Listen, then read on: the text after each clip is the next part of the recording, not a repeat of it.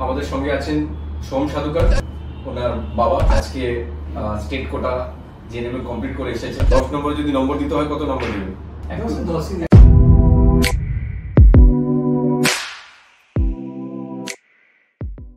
নমস্কার এভরিবডি, আমাদের সঙ্গে আছেন সোম সাধুকার।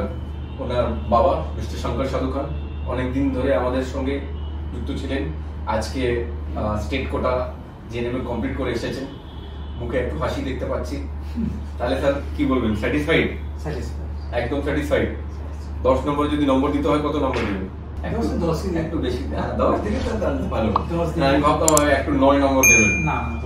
দেখুন, অনেক দিন ধরে আপনি আমাদের সঙ্গে ছিলেন, একটা আমাদের রিলেশনশিপটা আন্ডারস্ট্যান্ডিং আপ এন্ড ডাউন হয়েছিল, তো এটা অ্যাকসেপ্ট করবেন যে আমরা আন্ডারস্ট্যান্ডিং হয়েছিল। হ্যাঁ, বাট প্রথম থেকে আমরা আপনার পেছনে ফুল মানে যেটা 100% এফর্ট দেওয়া ছিল সেটা তো দিয়েছি। তার আর একটা জিনিস আমার ভালো লেগেছে, যখন এসেছি আপনাদের আতিথেয়তা, মানে আপ্যায়ন যেটা বা আন্তরিকতা, সেই জায়গাটা আমার ভালো লেগেছে। এইটা আমি এর আগেও বলেছি, আমি আজও। যদি কেউ আপনাকে জিজ্ঞেস করে যে আমার এমবিবিএস এ ভর্তি ব্যাপারে চাইছি, তো শিক্ষা রেফার করবেন? হ্যাঁ, শিক্ষার কথা আমি বলবো।